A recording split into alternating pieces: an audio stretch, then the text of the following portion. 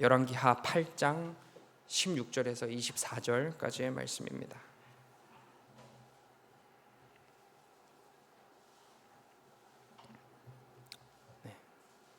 다 찾으셨으면 한 절씩 교독하겠습니다. 제가 먼저 읽겠습니다.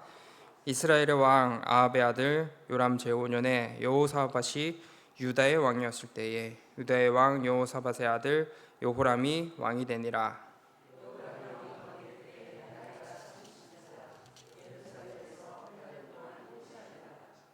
그가 이스라엘 왕들의 길을 가서 아합의 집과 같이 하였으니 이는 아합의 딸이 그의 아내가 되었습니다. 그가 여호와 보시기에 악을 행하였으나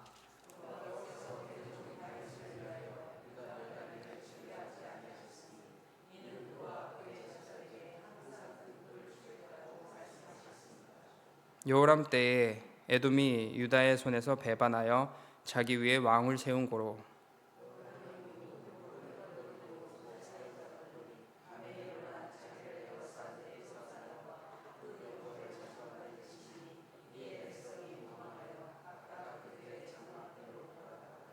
이와 같이 에돔이 유다의 수하에서 배반하였더니 오늘까지 그러하였으며 그때에 림나도 배반하였더라.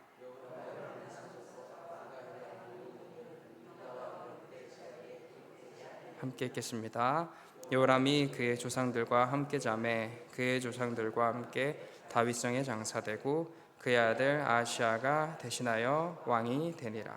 아멘. 기도하겠습니다. 사랑하는 하나님 아버지, 이번 한 주도 잘 보내고 오늘도 이렇게 한 주의 끝자락, 하루의 시작을 마주할 수 있게 해주신 주님의 은혜 감사합니다. 마지막 한 주를 살아가며 지난 날들을 돌아보는 우리 될 수 있게 인도하여 주옵소서. 돌아보며 하나님의 뜻을 우리들의 삶 가운데 비추어 우리가 어떻게 살았는지, 그리고 앞으로 또 어떤 하루를 살아가야 되는지 한 번 더 확인하는 오늘 될 수 있게 인도하여 주옵소서. 돌아보면, 그리고 앞으로 나아가면 언제든지 우리들의 삶 가운데는 하나님의 은혜와 하나님의 그 지극하신 사랑이 가득한 줄 믿습니다. 여전히 죄인 되었던 우리를 살리신 그 은혜가, 그 값진 은혜가, 그 한없는 사랑이 여전히 동일하게 우리들의 삶 가운데 비춰주고 있음을 믿습니다. 그 모든 은혜들을 마음껏 발견하며 살아갈 수 있도록, 마음껏 누리면서 살아갈 수 있도록 우리들의 마음과 생각과 삶의 환경과 모든 것을 주장하여 주시옵소서. 드려진 예물이 있습니다. 우리 오혜정 선교사님 예물 드리는 이 손길 위에 하나님의 그 뜻과 하나님의 사랑과 하나님의 선하신 모든 것이 가득 채워질 수 있게 인도하여 주시고, 하시는 사역 위에, 그 귀한 선교 현장 위에 하나님의 그 가장 좋은 것이 가득 채워져서 귀한 열매도 맺고 그곳에서 하나님의 사랑 마음껏 누리면서 또 기쁘게 사역할 수 있게 인도하여 주시옵소서. 오늘 하나님의 말씀 함께 듣고 함께 나눕니다. 이 시간 속에서 말씀이 우리를 변화시키는 큰 기적 경험할 수 있게 인도하여 주시옵소서. 감사드리며 예수 그리스도의 이름으로 기도드립니다. 아멘. 오늘 본문을 이렇게 순서대로 함께 읽다 보면요, 뭔가 이상한 점이 발견이 됩니다. 저는 좀 갑자기 처음 이 본문을 봤을 때는 낯설었는데요, 분명한 어떠한 전환점이랄까요? 전환점 없이 뭔가 갑자기 튀어나온 내용처럼 저는 느껴졌습니다. 아람의 왕 이야기가, 그리고 아람의 왕 병에 대한 이야기가, 그리고 하사엘에 대한 이야기가 흘러가고 있었습니다. 그런데 갑자기 어쩌면 뜬금없이 유다의 왕의 이야기가 등장하는 것이지요. 이스라엘의 왕 이야기도 아닙니다. 엘리사가 이스라엘에서 사역했기 때문에 이스라엘 왕의 이야기가 나오면 엘리사의 사역의 흐름에 따라서 이스라엘 왕의 이야기가 나오는구나 이렇게 생각할 수 있는데요, 그 엘리사 이야기의 흐름이 이어지다가 갑자기 유다의 왕 이야기가 흘러나오는 것이죠. 이런 측면에서 보면 뭔가 뜬금없는 이야기처럼 보이기도 합니다. 그런데 이 이야기들이 뜬금없지 않은 이유는요, 이전의 내용과 이후의 내용을 이어서 연결해 보면 아주 자연스러운 연결이 되기 때문입니다. 하사엘이라는 사람은요, 죄악된 이스라엘을 치는 도구였습니다. 아합의 악행이죠. 아합의 악행과 그로 인한 가문의 멸망, 이 심판의 도구로서 누가 사용이 되냐면 하사엘이 사용이 됩니다. 실제로 하사엘은 아합의 아들 요람을 공격합니다. 전쟁에서 요람을 공격해서 치명상을 입히고요. 그리고 그 뒤에 일어난 예후라는 인물이 요람을 죽이게 됩니다. 뭔가 익숙한 내용이죠. 열왕기상 19장 17절을 보시면요, 이렇게 기록되어 있습니다. 하사엘의 칼을 피하는 자를 예후가 죽일 것이고 예후의 칼을 피하는 자를 엘리사가 죽일 것이다. 하사엘의 칼을 피했습니다. 요람이 하사엘의 칼을 피했는데요, 그러나 그 치명상을 입은 요람을 예후가 죽이게 됩니다. 그리고 이 모든 것 너머에는요, 엘리사가 있어요. 이때 엘리사는 모든 예언을 확정짓는 하나님의 일하심으로 대변이 될 수 있습니다. 정리하면요, 하나님의 확실한 예언이죠. 엘리사를 통한 하나님의 확실한 예언이에요. 그로 인하여 아합의 길과 아합의 자손들은 그 모든 악함을 하나님께서는 심판하신다. 하나님께서 반드시 그 악을 심판하실 것이다. 하사엘을 통해서, 예후를 통해서, 그리고 이 모든 예언을 통해서 분명하게 내가 심판할 것이다 라는 것을 드러내주고 있는 것입니다. 이런 측면에서 보면요, 이상한 문맥이 아닌 것이죠. 이 이야기가 전개되고 있는 중요한 지점에 지금 오늘 본문이 딱 들어있는 거예요. 근데 왜 이스라엘 왕 이야기가 아니라 유다의 왕 이야기로 이 이야기가 전개가 되는 것일까요? 곧바로 이 이스라엘 왕 요람 이야기로 흘러가도 될 텐데 중간에 이 본문이 딱 끼어 있는 거예요. 그 다음에 이제 이스라엘 왕 이야기가 흘러갈 텐데 중간에 이 유다의 왕에게 쏙 들어가 있다는 것이죠. 이것도 분명한 이유가 있습니다. 오늘 본문의 내용을 보시면 유다의 왕이 어떻습니까? 선하고 하나님을 잘 믿고 섬겼습니까? 그렇지 않습니다. 그가 예루살렘에서 8년 동안 통치하는 동안에 이스라엘의 왕의 길들로 향합니다. 아합의 집과 똑같이 행한 것이죠. 게다가 아합의 딸을 아내로 맞이합니다. 그렇게 유다 왕 여호람은 여호와 보시기에 악을 행한 것입니다. 유다의 왕도요, 크게 다르지 않았습니다. 아합의 아들 요람이나 그의 사위 유다 왕 여호람이나 모두 악인이었습니다. 모두 심판받아 마땅한 끔찍한 죄인들임을 분명하게 드러내고 있는 것입니다. 그런데 여기에 차이가 있습니다. 분명한 차이가 있어요. 이스라엘 왕은요, 하사엘을 통해서 치명상을 입습니다. 그리고 예후를 통해서 죽음을 맞이하고 그 가문이 멸망합니다. 그 가문의 악행에 대한 심판이 그렇게 이루어졌습니다. 그런데 유다는 아니라는 것입니다. 에돔이 배반을 하긴 하지만요, 모든 병거를 거느리고 사일로 가서 에돔의 병거와 장관들을 칩니다. 완벽하게 그 배반한 자들을 진압하지는 못하지만요, 그래도 에돔의 배반과 그로 인하여 치명상을 입은 건 아닙니다. 부정적인 부분이라 한다면 에돔이 배반한 정도입니다. 이스라엘과는 참 다른 그림이죠. 이스라엘은 같은 죄로 인하여 왕이 죽고 쿠데타를 당합니다. 가문이 멸망합니다. 그런데 같은 죄를 지은 유다는 다르다라는 것입니다. 그 이유가 19절에 등장합니다. 여호와께서 그의 종 다윗을 위하여 유다 멸하기를 즐겨하지 아니하셨으니 이는 그와 그의 자손에게 항상 등불을 주겠다고 말씀하셨음이더라.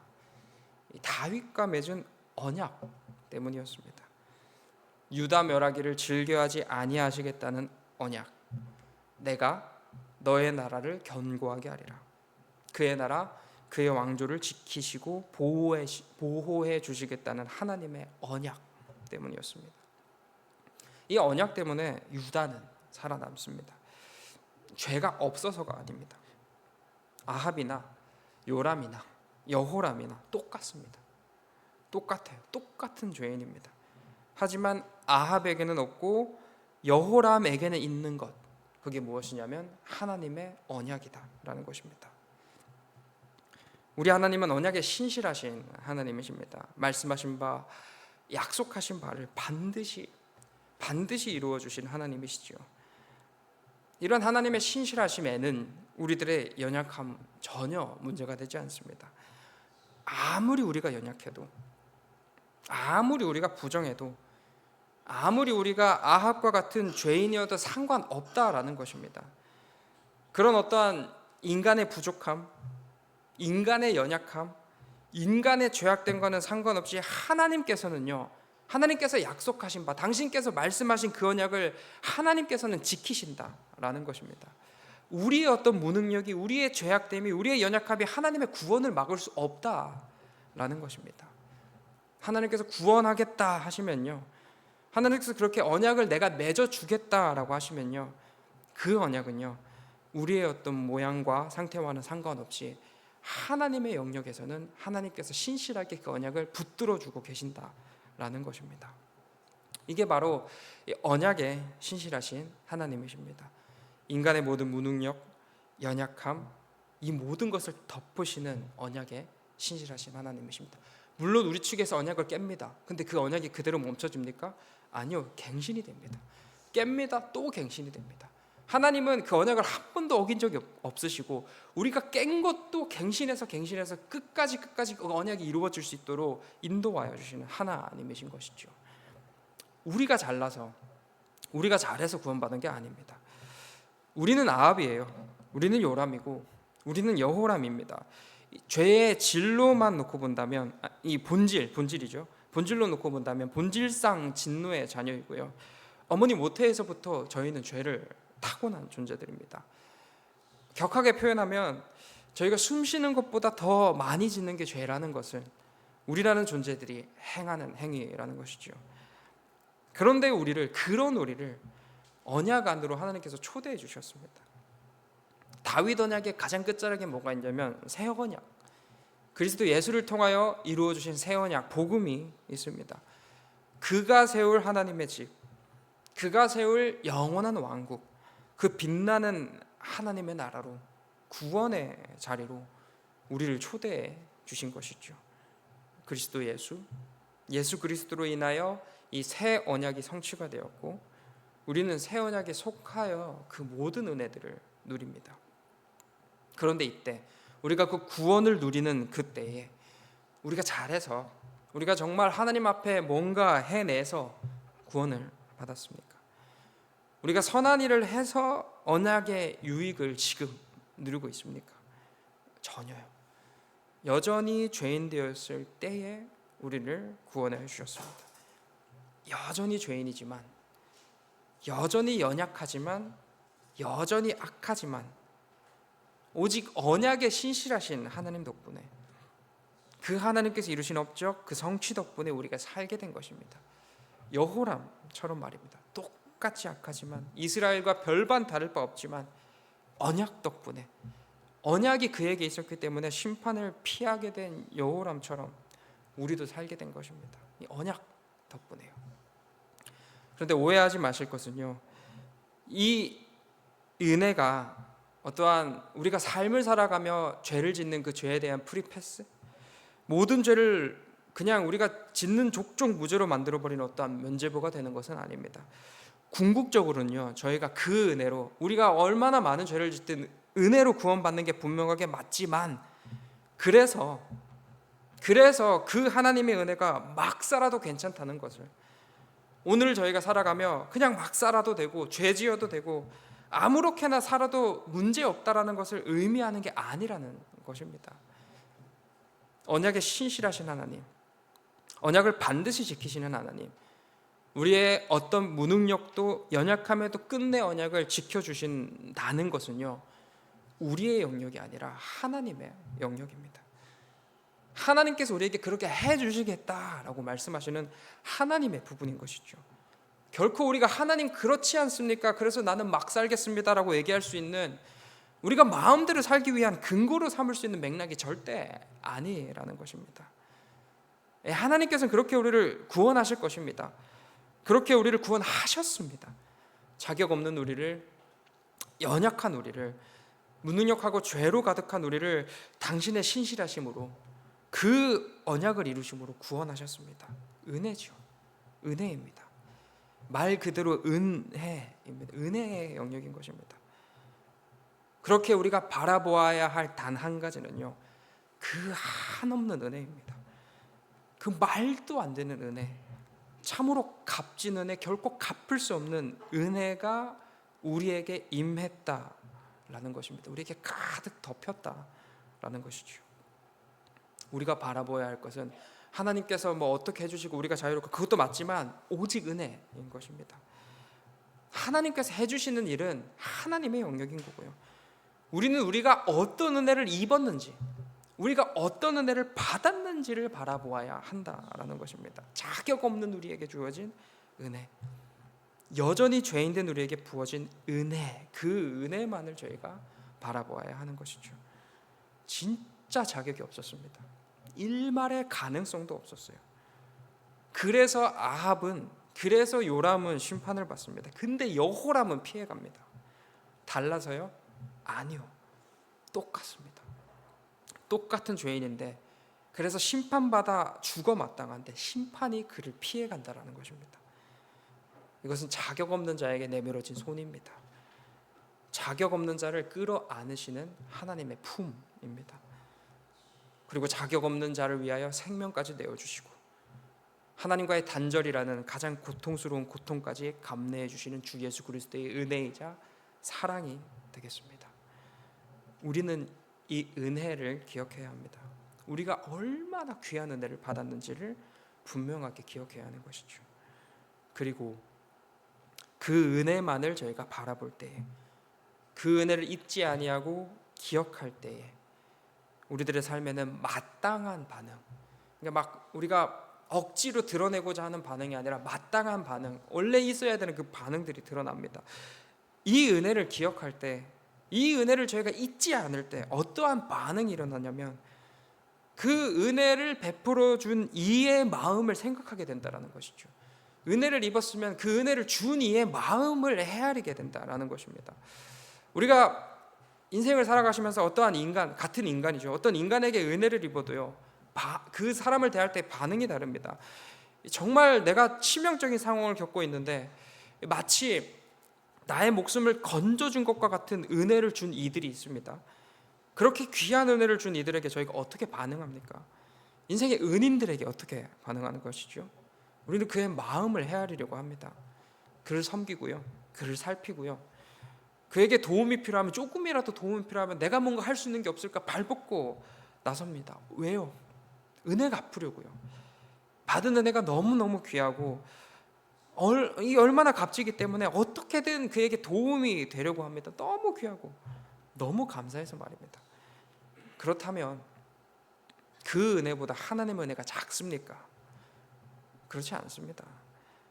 그 어떤 인간이 베푼 은혜보다 하나님의 은혜는 크고 값집니다. 아니, 그 어떤 은혜와 비교조차 할 수 없을 만큼 귀한 은혜가 바로 하나님께서 우리에게 베풀어 주시는 은혜가 되겠습니다. 그렇다면 우리는 인간에게 반응하는 이상의 반응을 하나님께 드려야 한다는 것입니다. 우리의 삶에서 나에게 은혜를 베풀어 준 이에게 가서 우리가 그를 섬기고 그를 살피고 하는 것 이상의 반응을 하나님께 드려야 한다는 것이죠. 하나님의 마음을 살피고 하나님의 마음을 헤아리며, 우리가 여전히 죄인 되었기 때문에 하나님께 도움이 될 수는 당연히 없겠지만 그래도 어떻게든 하나님의 도움이 되어보려고, 하나님께서 기뻐하시는 것은 무엇인지, 하나님께서 바라시는 것은 무엇인지 최선을 다해서 그 은혜 한번 갚아보려고, 갚을 수는 없겠지만 갚아보려고 최선을 다해 보는 것입니다. 이 반응이 그 귀한 은혜를 입은 자 그리스도인 우리들의 마땅한 반응이 되겠습니다. 사랑하는 성도 여러분, 우리에게 임한, 우리가 입은 은혜 기억하시길 소망합니다. 그리고 우리가 하나님께 비춰야 할 마땅한 반응 기억하시길 소망합니다.